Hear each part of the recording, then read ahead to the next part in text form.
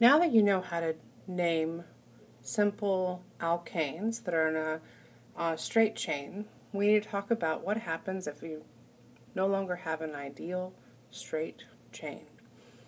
If you have other things coming off of the chain, like you see here and here, we have to name things differently, because now this becomes what we call a substituent. A substituent is anything that comes off of the major chain, and we have to name that separately. So when we have a carbon chain substituent, instead of saying methane, we take off the A-N-E and we call it ul. So methyl. And we list these alphabetically in front of the longest chain name. We also have to number them to tell people where they are located. So the numbering can start in any direction. Keep in mind that this molecule is constantly moving and changing and flipping and tossing itself. So before you even start to name something, I always say you want to find the longest snake. So the longest chain that you can possibly have. And that might be this way sometimes, but that's how we need to start. Here we have 1, 2, 3, 4, 5 carbons in a row. So I hope you remember from the last video that that's named pentane. We could start numbering from either of the ends of this molecule, of the pentane, and actually you could even consider the pentane here. It's the same way either way. If we number from this side, that would be 1 and this would be 2. If we were to number from this side, it'd be 1, 2, 3, 4. Well, we actually want to have the lowest number possible, and that's why we start from numbering from this side. So we say that the substituent is coming off of the second carbon right there. Now, since that substituent has 1 carbon in it, if you recall, 1 carbon is named methane. So we're going to take off the ane and add a YL. So that means that this becomes 2-methyl pentane, and that is all one word. Here again, let's start by finding the longest chain. If you notice, let's see, 1, 2, 3, 4, 5, 6. This was 1, 2, 3, 4, 5, 6. We've got 6 either way. So that's going to be a parent chain named hexane. Then we need to identify the substituent. It doesn't matter if you call this the substituent or this the substituent. They're the same thing either way. But it's probably easier to see that this is branching off of this long guy right here. I could number from this direction or this one, but since this direction's shorter, that's the way I want to go. So that's carbon 1, carbon 2, carbon 3, and on carbon 3, I have a chain of 2 carbons coming off of it. So 2 carbons was ethane. We take off the ane and we put a YL. So this becomes 3-ethyl hexane. There's some common substituents down here that you absolutely really need to know. So again, methyl and ethyl are 1 and 2 there.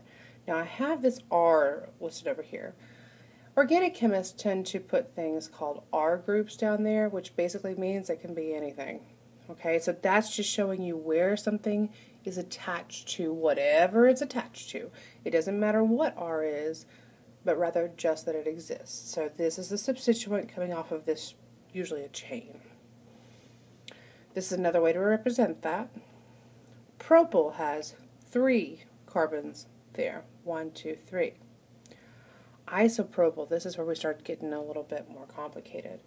I always think of iso as being like a snake tongue that's forked, because that's sort of what's happening here. Iso makes this guy look like that, but it's still 3 carbons. See how that looks like a forked tongue right there? Okay.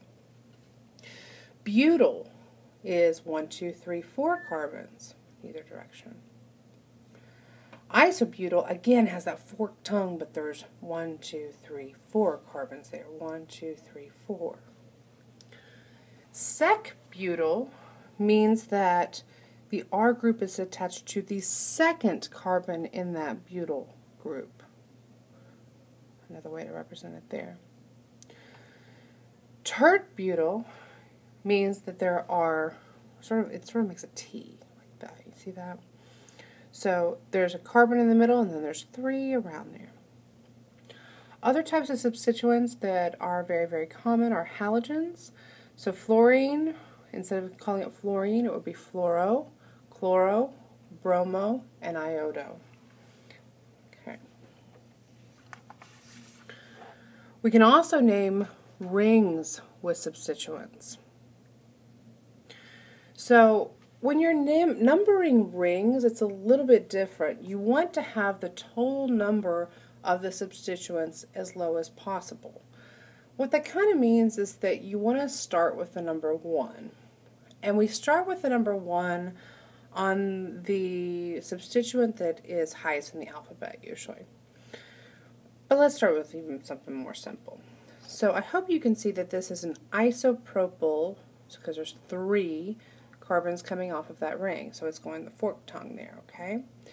So we can understand, you don't even have to say that that is 1 isopropyl cyclopentane, because 1 is kind of understood if you don't put the number 1, but you can completely put number 1 if that makes you feel better about it, okay?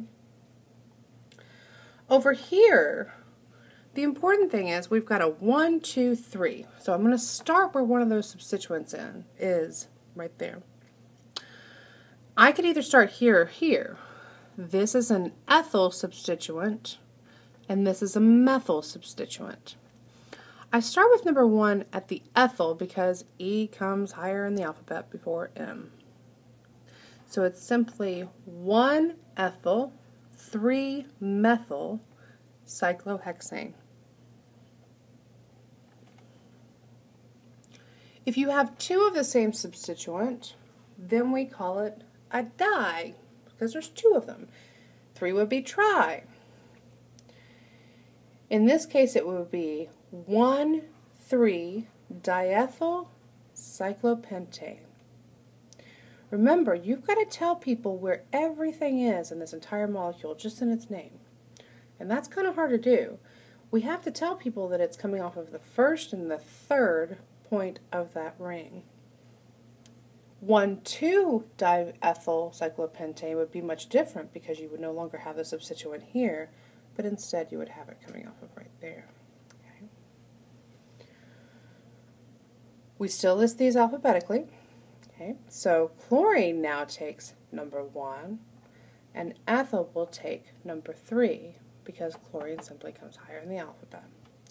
So this becomes 1-chloro, 3-ethyl cyclohexane.